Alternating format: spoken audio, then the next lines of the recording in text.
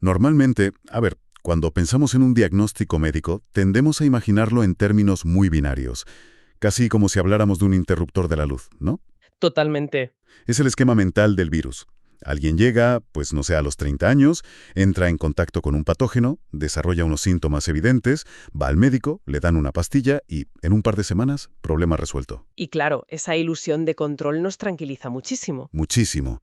La idea de que el cuerpo humano es un sistema cerrado donde simplemente pues identificas al invasor, lo neutralizas y caso cerrado. Es muy atractiva. Ya, pero la realidad clínica nos demuestra a diario que la mente humana rara vez opera bajo esa lógica tan sencilla y, digamos, compartimentada. Exacto, rara vez. Y ahí es donde el terreno se vuelve infinitamente más complejo, especialmente cuando nos metemos en la psicología clínica y ponemos el foco en los trastornos de la personalidad.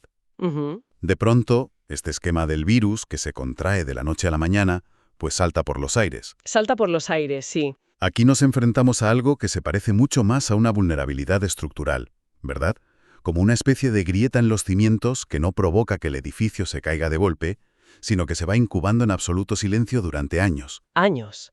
Y de hecho, el material clínico que vamos a analizar hoy pone precisamente el foco ahí, en esa incubación. Y vaya si lo hace.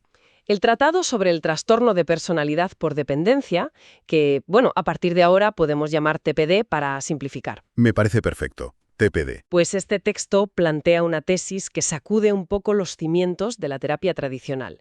Básicamente argumenta que la psicología clínica no puede conformarse con aliviar el síntoma del paciente cuando ya está sentado en la consulta. Claro, cuando ya ha estallado todo. Eso es, tratar de curar el TPD únicamente cuando ya ha explotado en la edad adulta, se considera un enfoque insuficiente, según las fuentes. Hay que abordar la prevención estructural desde la raíz misma del tejido social. Pues precisamente hoy, en esta nueva inmersión analítica aquí en SciMap, vamos a diseccionar todo este enfoque. Ujú.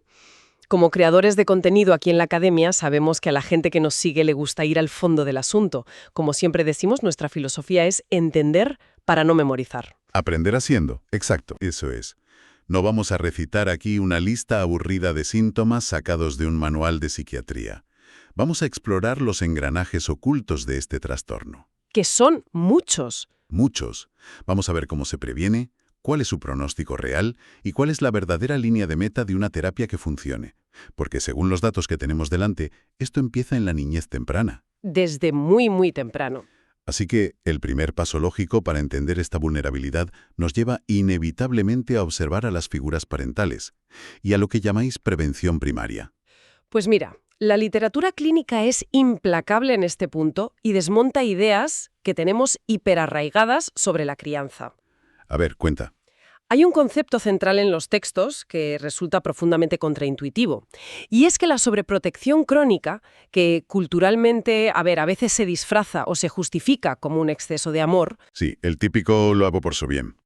Exacto, pues está catalogada médicamente como una forma muy sutil, pero destructiva, de negligencia. A ver, frena un momento, porque esto tiene tela y necesita contexto. Ya.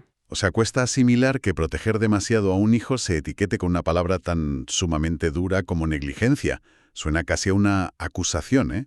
Suena durísimo, sí. Entonces, ¿cómo funciona exactamente ese mecanismo en la mente del niño para que un exceso de cuidado, entre comillas, se considere tan perjudicial? Es que el impacto no está en la intención del adulto, sino en lo que el cerebro del niño procesa. Vale, Cuando un padre o una madre asume sistemáticamente los obstáculos del niño, por ejemplo, haciéndole los deberes del colegio cada tarde bajo la excusa de, bueno, es para evitarle el sufrimiento o que no se frustre, que no lo pase mal. claro, pues lo que está haciendo realmente es interferir en su desarrollo neurológico. Le está inoculando un fenómeno que en psicología llamamos indefensión aprendida. ¿Indefensión o prendida? Eso es. El mensaje subliminal que se graba a fuego en la psique del menor no es «cuánto me quieren mis padres», es «tú, por tus propios medios, eres un completo incompetente y me necesitas para sobrevivir al mundo». Ostras, fíjate. Es exactamente como tratar de ayudar a alguien en el gimnasio levantando las pesas por él. Tal cual. A corto plazo, pues oye, la persona no suda y no sufre, claro. Pero a largo plazo sus músculos se atrofian por completo. Y esto lo vemos constantemente en SciMap en entornos educativos. Me lo imagino. Imagina a un profesor que, con toda la buena intención del mundo, le da a un alumno la respuesta final de un problema de matemáticas súper complejo. Pues para ahorrarle el mal trago de estar ahí atascado frente al papel. Claro, le salva el momento. Le salva el momento, el alumno se va a casa feliz, pero el profesor le acaba de robar la oportunidad de desarrollar el músculo cognitivo de la resolución de problemas. En el examen real de la vida, ese atajo le garantiza un suspenso catastrófico. Y el concepto de atrofiar el músculo de la resolución de problemas ilustra perfectamente el daño del que hablan las fuentes. Es que es eso. Pero ojo, porque el documento clínico señala que este no es el único camino hacia el TPD. Hay otro fenómeno igual de distorsionador que muchas veces pasa completamente desapercibido. ¿Cuál es? La parentalización. Vale. Esto sucede cuando, debido a dinámicas muy disfuncionales en el hogar, el niño se ve forzado a asumir roles, decisiones o cargas emocionales que en realidad corresponden a un adulto. Ya, pero la percepción social de eso suele ser muy distinta, ¿verdad? Muy distinta. Porque es lo típico de escuchar comentarios en plan, ¡ay, qué niño tan maduro para su edad! O parece un adulto en miniatura, casi como si fuera un rasgo digno de aplauso. Es que la sociedad suele premiar esa actitud porque, seamos sinceros, resulta comodísima para el entorno. Un niño silencioso, que no da problemas y que encima atiende las necesidades emocionales de sus padres, parece un modelo de éxito educativo. Claro, el niño perfecto. Pero clínicamente eso no es madurez, es hipervigilancia relacional pura y dura. O sea, está en alerta. Totalmente en alerta. Ese niño no está actuando con la tranquilidad de un adulto, está escaneando su entorno constantemente, detectando las grietas emocionales de sus cuidadores para ponerles un parche antes de que el sistema familiar colapse. Madre mía. Entonces, tanto si el niño es asfixiado por la sobreprotección como si es forzado a cuidar de sus propios padres, el resultado viene a ser el mismo, ¿no? Que no hay un apego seguro. Exactamente el mismo resultado. Y creo que aquí es fundamental definir qué es exactamente el apego seguro según la ciencia clínica. Porque existe este mito popular de que consiste básicamente en darle al niño una libertad absoluta y dejarle hacer lo que le venga en gana sin límites. Nada más lejos de la realidad. El apego seguro dista muchísimo de ser una anarquía sin normas. La literatura lo define utilizando una analogía preciosa, que es la de la base segura. A ver. Imagina un campamento base en una expedición de alta montaña. Vale, ¿me lo imagino? El rol de las figuras parentales es ser ese punto de refugio. Pero, ojo, su misión principal es empujar al niño a que salga del campamento, explore el bosque, se arriesgue y se enfrente a la posibilidad de caerse y rasparse las rodillas. O sea, no pueden tenerle metido en la tienda de campaña. Exacto. La garantía del apego seguro es que, si el niño se hace una herida de verdad, tendrá consuelo absoluto de vuelta en la base, pero el trato incluye sí o sí exigirle que se levante del suelo por sus propios medios. Te limpio la herida, te doy un abrazo, pero tú tienes que seguir caminando con tu propia mochila. Eso es. Es un equilibrio delicadísimo. Y entiendo que, claro, para forjar esto a nivel poblacional, las fuentes recomiendan establecer escuelas de padres, programas prenatales que aborden la salud psicológica del vínculo. Sí, y dotar de formación especializada a pediatras y matronas, por ejemplo. Claro. Porque la prevención primaria requiere modificar la estructura educativa mucho antes de que la vulnerabilidad se asiente en el cerebro del individuo. Bueno, vamos a plantear una transición basada un poco en la realidad más cruda. Venga. Estas redes de prevención primaria de las que hablamos pues fallan a diario. Muchos niños no crecen con ese campamento base ideal. Entonces entran en el sistema escolar y en el sistema médico con esa estructura de hipervigilancia ya encendida. Ya en marcha, sí. Si la raíz no se pudo tratar a tiempo, ¿qué herramientas de detección temprana o prevención secundaria, digamos, nos quedan? Pues las líneas de defensa secundarias recaen directamente sobre los dos escenarios donde el niño pasa casi toda su vida fuera de casa: el colegio y la consulta de atención primaria. El pediatra, vamos. Exacto. En el entorno escolar, el perfil de riesgo clínico es súper específico. Ojo, no estamos describiendo al típico niño al que le gusta jugar solo tranquilamente. Vale. Hablamos de un perfil que permanece literalmente adosado a la figura del profesor, incapaz de iniciar cualquier actividad, por mínima que sea, sin el visto bueno explícito y continuo de un adulto. Fíjate que hay un detalle en las fuentes que a mí me genera dudas y creo que es vital aclararlo aquí. Dime. Describen el concepto de parálisis grupal durante el recreo. Se juntan varios niños, alguien pregunta, oye, ¿a qué jugamos? Plum. Y el niño en riesgo de TPD se queda en blanco, mirando al adulto más cercano con cara de pánico. Sí, es un clásico. Pero, siendo francos, es muy habitual ver a niños tímidos que, yo qué sé, no saben a qué jugar en el patio del colegio. ¿Cómo diferencia un profesor entre una simple timidez infantil y una bandera roja clínica de este nivel? La clave para diferenciarlos radica en la respuesta neurológica que hay debajo. A ver, La timidez suele ser una fase de calentamiento, digamos. El niño observa desde el perímetro, evalúa la situación y eventualmente, cuando se siente mínimamente seguro, pues se integra a su propio ritmo. entra a jugar. Claro. En cambio, lo que experimenta el niño con vulnerabilidad al TPD no es precaución, es un pánico absoluto a la autonomía. Un pánico a decidir, a qué quiere jugar. Más bien un pánico a las consecuencias de decidir. Ostras, Para su cerebro hipervigilante, tomar una decisión tan trivial como proponer jugar al escondite conlleva un riesgo vital. un riesgo vital. Literal, porque si su elección no gusta a los demás, teme profundamente el rechazo. Y en la lógica distorsionada de este trastorno, el rechazo de los iguales o del adulto equivale al abandono total. Madre mía. Un niño, evolutivamente, depende de su manada para sobrevivir.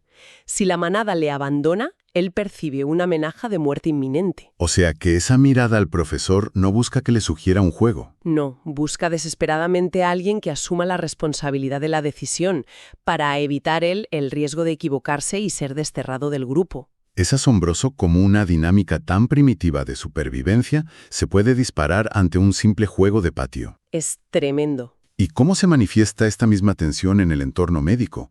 O sea, ¿qué señales debe buscar un pediatra, por ejemplo? Pues la manifestación clínica más reveladora en pediatría son las somatizaciones. Lo de que el cuerpo hable, ¿no? Exacto. El estrés psicológico extremo de tener que funcionar de forma autónoma se traduce en dolores físicos completamente reales. Ostras, Hablamos de niños que acuden repetidamente al ambulatorio con cefaleas intensas o dolores abdominales difusos, para los que tras hacer pruebas no existe ninguna causa orgánica. el clásico dolor de tripa inexplicable justo, no sé, la mañana en que el colegio organiza una excursión de varios días. Tal cual. Son casos en los que los síntomas coinciden casi matemáticamente con eventos que requieren una separación de las figuras de apego. Claro, blanco y en botella. Y a esto hay que sumarle una dinámica muy particular dentro de la propia consulta médica: la anulación sistemática de la voz del paciente. ¿A qué te refieres con la anulación? Pues que un pediatra le pregunta directamente al niño: oye, ¿dónde te duele? Y automáticamente es la madre o el padre quien responde por él, señalando su estómago, sin dejarle abrir la boca. Ya. Que el niño no tenga espacio ni siquiera para reportar su propio dolor físico es un indicador crítico de que su autonomía está siendo anulada por completo. Toda esta base nos permite entender perfectamente la magnitud del problema y cómo arranca. Pero bueno, avancemos un poco en la línea temporal. Vamos. Imaginemos que esos filtros de seguridad pues fallaron, el niño creció, la bomba de relojería del TPD detonó en la edad adulta, y la persona acaba, por suerte, acudiendo a terapia clínica. Ujú. Una vez que logra reconstruir su identidad y estabilizarse, ¿qué ocurre? Me imagino que la alta médica no es un simple apretón de manos en la puerta y hasta luego. Desde luego que no. Otorgar una alta precipitada es uno de los mayores errores clínicos en estos casos. Aquí entramos en lo que se llama la prevención terciaria. ¿Que busca evitar que vuelva a caer? Exacto, evitar a toda costa la recaída. El proceso de alta, según los textos, es una estructura súper metódica y pautada. Las sesiones de terapia no se cortan de raíz, sino que inician un proceso de espaciamiento progresivo. Poco a poco. Sí, pasan de ser semanales a quincenales, luego mensuales, trimestrales, y pueden mantenerse como revisiones de seguimiento hasta 2 años después. Pero, a ver, ¿por qué esa necesidad de dilatar tantísimo el tiempo? Si la persona ya está bien, ya es funcional. ¿No es mejor dejarla volar sola de una vez para fomentar precisamente esa autonomía que le falta? Podría parecerlo, pero no.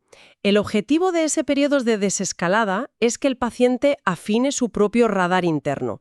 Tiene que aprender a detectar las microseñales de que su cerebro está intentando volver, casi sin darse cuenta, a los viejos patrones hipervigilantes. Ya veo. Porque las alertas tempranas rara vez son catastróficas. El paciente no vuelve de golpe a una relación de sumisión extrema de la noche a la mañana. ¿Y cómo es esa señal entonces? La señal de humo temprana es muchísimo más sutil. Por ejemplo, darse cuenta de que lleva 3 días consultando a 5 amigos diferentes sobre qué zapatos debería comprarse porque es incapaz de tomar esa pequeña decisión por sí mismo. Perder la autonomía en las decisiones más triviales del día a día. Exacto. Y para gestionar esos momentos de crisis o de bloqueo, el material detalla una herramienta que me parece fascinante: el plan de contingencia escrito. Es súper útil, sí. Es que me resulta imposible no compararlo con los protocolos de emergencia que ves colgados en la pared de un laboratorio de química. Qué buena analogía. Claro, nadie espera a que un matraz esté en llamas y haya humo tóxico en la sala para pararse a pensar, oye, ¿dónde guardamos el extintor o cuál era la ruta de evacuación? Ya sería tarde. Exacto. Tienes las instrucciones impresas en la pared en letras rojas porque, bajo estrés extremo, simplemente no piensas con claridad. La comparación con el laboratorio ilustra a la perfección lo que ocurre a nivel cerebral en estos pacientes. Sí. Sí, porque cuando un paciente con TPD se enfrenta a un desencadenante, yo que sé, una ruptura sentimental o un conflicto laboral, su amígdala cerebral se dispara por completo. Se encienden las alarmas. Eso es, inunda el sistema de señales de pánico y de miedo al abandono. Y cuando esto ocurre, la corteza prefrontal, que es el área del cerebro responsable del pensamiento lógico y de tomar decisiones racionales, literalmente se inhibe, Se apaga. se apaga, deja de funcionar de forma óptima. O sea, no es que el paciente no quiera pensar de forma lógica, es que biológicamente no puede hacerlo en ese instante. Exactamente. Y ahí es donde entra el plan de contingencia escrito. Este plan, que el paciente elabora meticulosamente junto a su terapeuta en momentos de mucha calma y estabilidad, actúa como una especie de corteza prefrontal externa. ¿Qué concepto más potente? Una corteza prefrontal externa. Es un documento físico, un papel o una nota en el móvil, con instrucciones concretas e imperativas.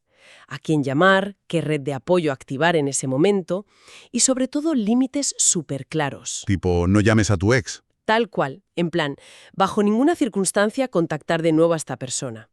Solo tienen que leer y obedecer ciegamente sus propias reglas preestablecidas hasta que la tormenta bioquímica en su cerebro pase. Brutal. Ahora, hablemos de la pregunta que ronda la cabeza de cualquier persona que inicie este proceso terapéutico: el pronóstico a largo plazo. Claro, el ¿qué pasará? Los documentos clínicos que analizamos son muy transparentes en esto. Hay una sección de pura honestidad empírica donde no se dulcifican los datos en absoluto. Es que la ciencia no puede permitirse dar falsas esperanzas. ¿No? Los estudios longitudinales dividen muy claramente qué factores favorecen la recuperación y cuáles la hunden. Por ejemplo, los pronósticos positivos están vinculados a pacientes con una motivación intrínseca genuina, O sea, que quieren curarse ellos mismos. que acuden por voluntad propia y no obligados por un ultimátum externo de su pareja o de su familia. Tiene sentido. Además, es clara que posean capacidad de mentalización. Mentalización. Sí, es un término clínico que básicamente describe la habilidad de observar y reflexionar sobre los propios pensamientos y emociones desde fuera, como si fueras un espectador de ti mismo. Para que la gente que nos escucha se haga una idea del compromiso de estos pacientes, las fuentes mencionan que la adherencia al tratamiento en personas con TPD es curiosamente altísima en comparación con otros trastornos de la personalidad. Muy alta, sí. Y la razón que dan es bastante cruda. Estas personas sufren inmensamente su síntoma.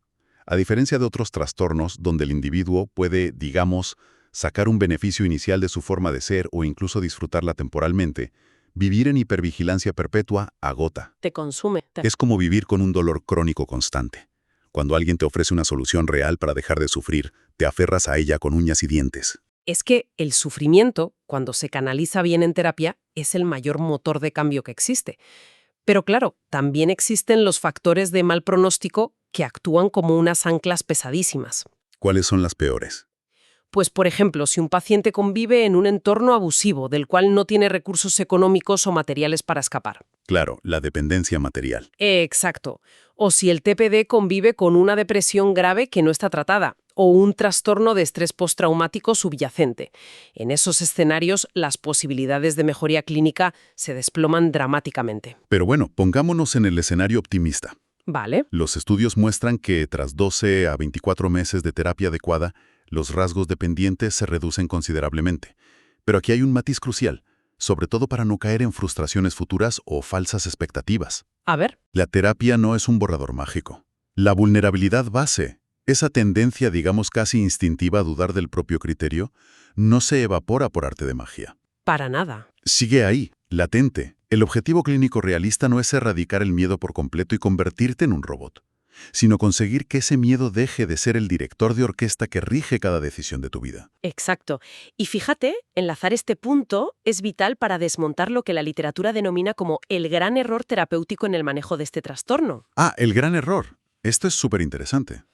Es una tendencia súper recurrente a empujar al paciente de un extremo al otro. Del blanco al negro. Sí. Si el paciente llega a la consulta sumergido en una dependencia patológica absoluta, con esta premisa de «te necesito desesperadamente para sobrevivir», Sí. pues el terapeuta inexperto a veces intenta empujarlo hacia el polo radicalmente opuesto.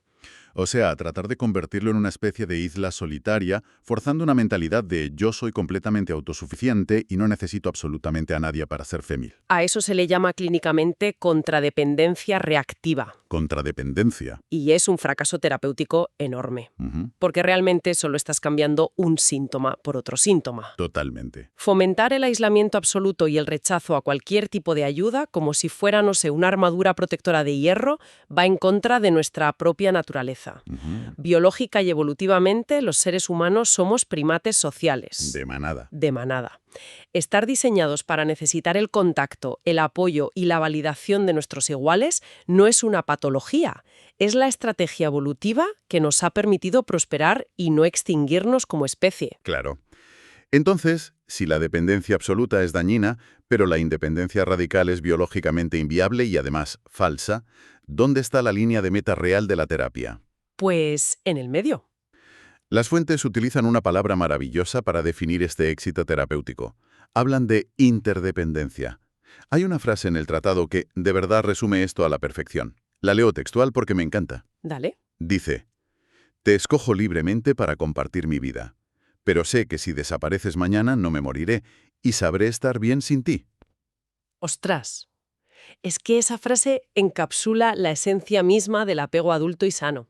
Totalmente.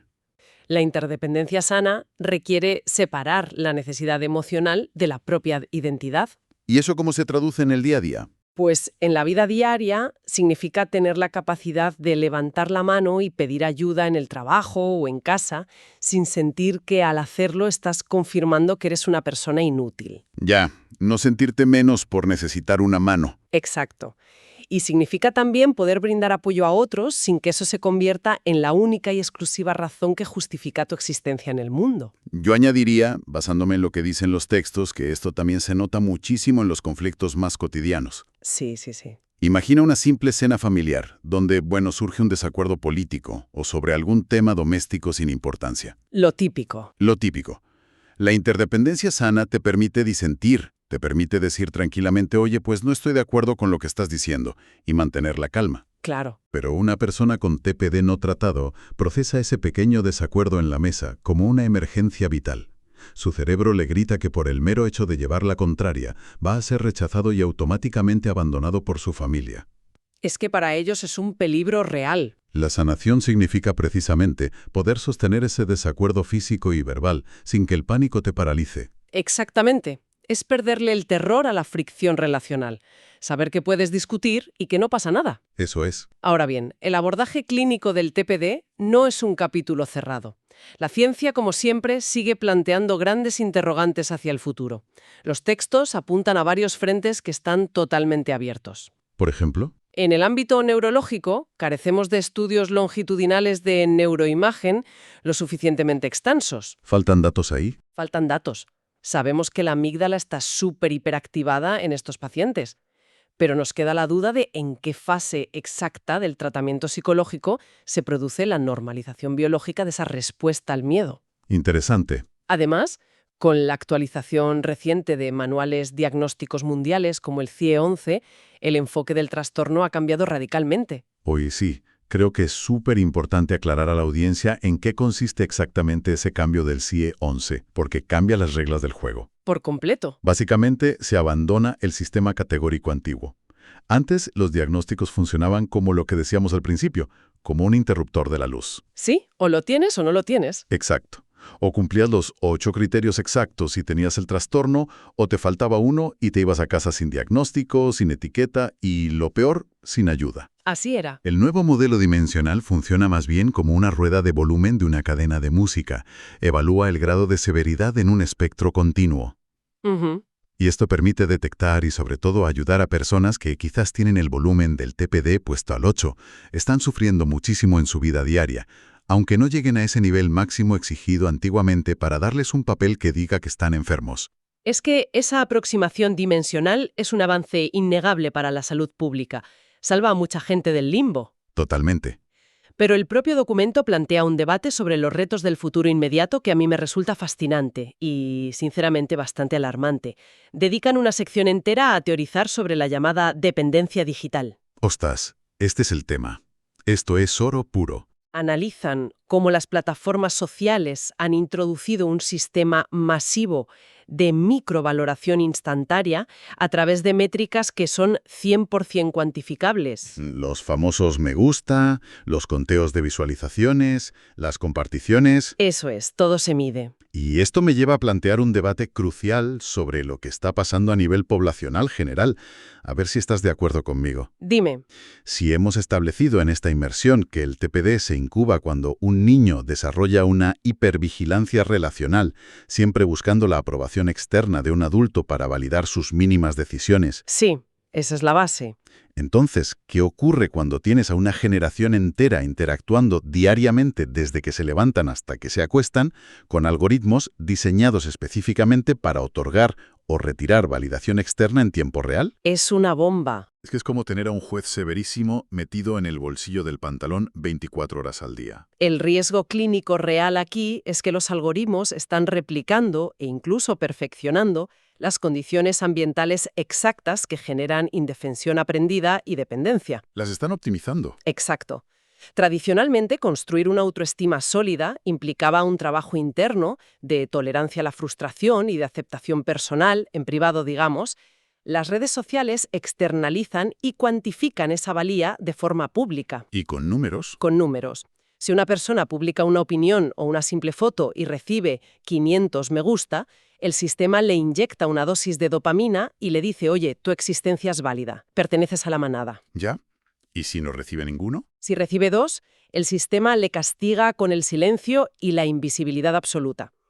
Entonces, el individuo, poco a poco, deja de confiar en su propio criterio interno y delega la construcción de su identidad en una máquina de métricas externas. Es un mecanismo de adicción perverso que atrofia por completo la capacidad de estar en silencio con uno mismo y atrofia la capacidad de tolerar la indiferencia del mundo, que es algo absolutamente esencial para desarrollar una autonomía sana. Es que si no toleras la indiferencia, no eres libre. Tal cual.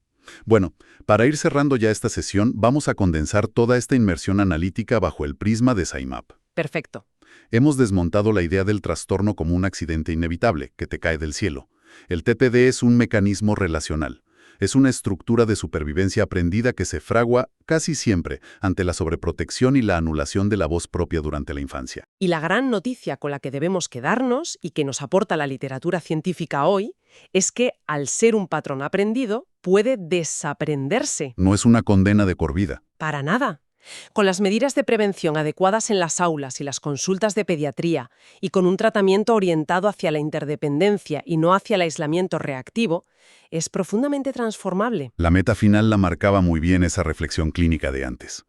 La cura de verdad llega cuando el paciente interioriza que su valor como persona le pertenece en exclusiva, independientemente de quién decida quedarse o marcharse de su lado. Un mensaje potentísimo. Sí.